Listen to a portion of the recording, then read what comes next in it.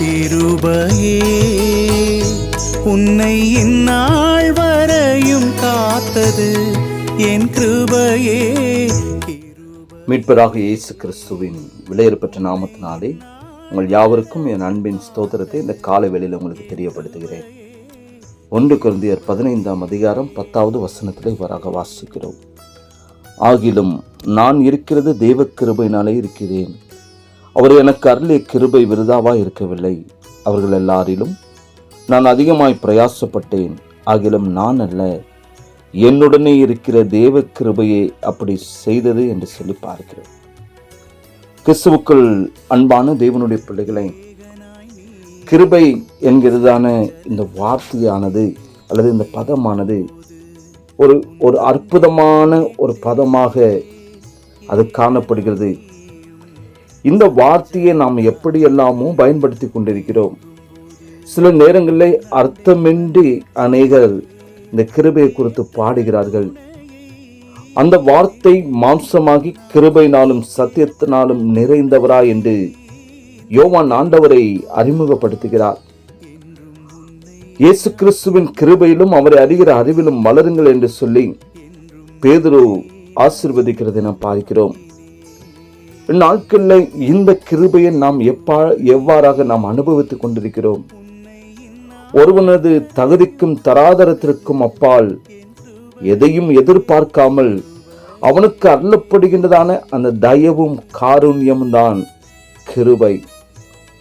சீனாய் மலையுச்சியிலே அதிகாலையில் கர்த்தர் மோசேக்கு முன்பாக கடந்து போன பொழுது கர்த்தர் இரக்கமும் கிருபையும் நீடிய சாந்தமும் மகா தயையும் சத்தியமுள்ள தேவன் என்றார்.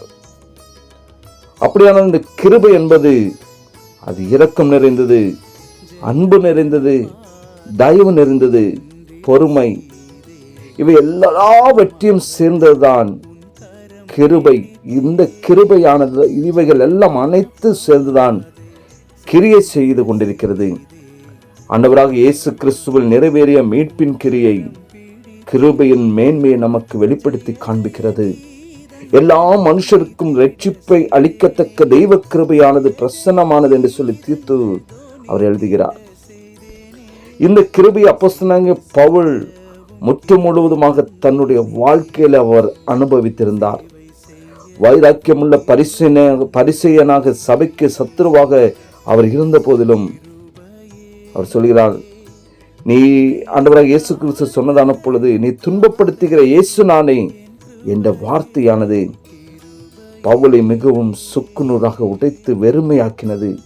தன்னுடைய அந்த அபாத்திர நிலையை பவுல் ஒருபோதும் தன்னுடைய வாழ்க்கையில மறைத்ததும் இல்லை, அவர் மறந்து போனதும் இல்லை. இயேசுவை நேரிலே காணாதிருந்தும் அவர் தனக்கு தரிசனமானதை நினைத்து நினைத்து அவர் எவ்வளவு ஆச்சரியப்பட்டிருந்திருப்பார். பின்பு பவுல் ஒரு பெரிய காரியத்தை அவர் செய்திருந்தாலும் தன்னாலே அது ஒரு நாளும் ஆகவில்லை. தேவன் தன்மேல் பொழுந்தருளினான அந்த தயவினாலும் கிருபினாலும் எல்லாம் ஆனது என்று சொல்லி அவர் மிகவும் அழகாக அவர் சொல்லுகிறார். தேவன் என்னை எப்படி காண்கிறார் என்பதை உணரும் போதே அவரது கிருபையின் நாளும் நமக்கு நன்றாக புரிந்துவிடும். எனவே கிறிஸ்துவுக்குள் அன்பான தேவனுடைய பிள்ளைகளை, ஒவ்வொரு நாட்களும் நம்மை பாதுகாத்தது கிருபை.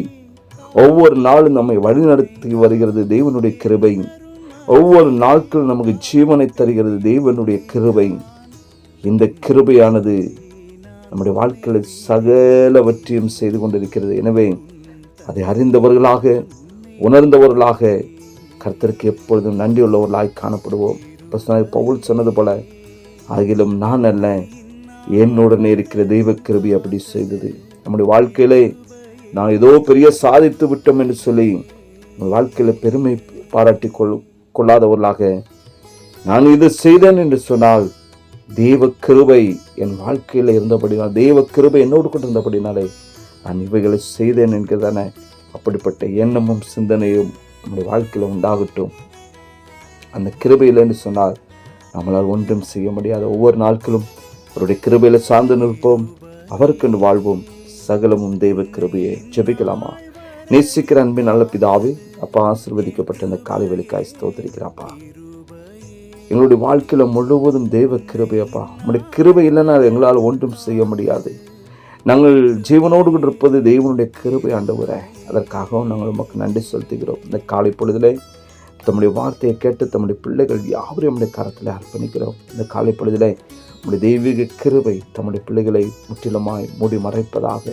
நம்முடைய கிருபையினால் யாவரையும் பாதுகாத்து வழி நடத்துங்க. அவருடைய தேவைகளை சந்திங்க அப்பா. தங்களை தாமே பெருமை பாராட்டாதவர்களாக இவைகள் எல்லாவற்றுக்கும் காரணம் தேவ கிருபை என்கிற எண்ணமும் சிந்தையும் எல்லாருடைய வாழ்க்கையில உண்டாகட்டும். ஆசீர்வதிங்க. இயேசுவின் நாமத்தில் ஜெபிக்கிற நல்ல பிதாவே, ஆமென், ஆமென்.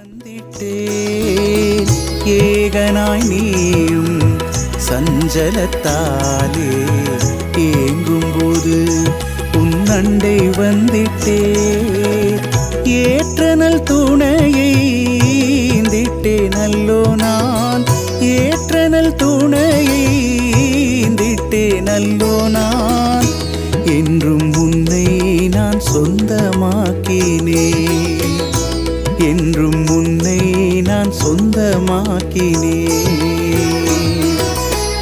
கிருபையே உன்னை இந்நாள் வரையும் காத்தது என் கிருபையே.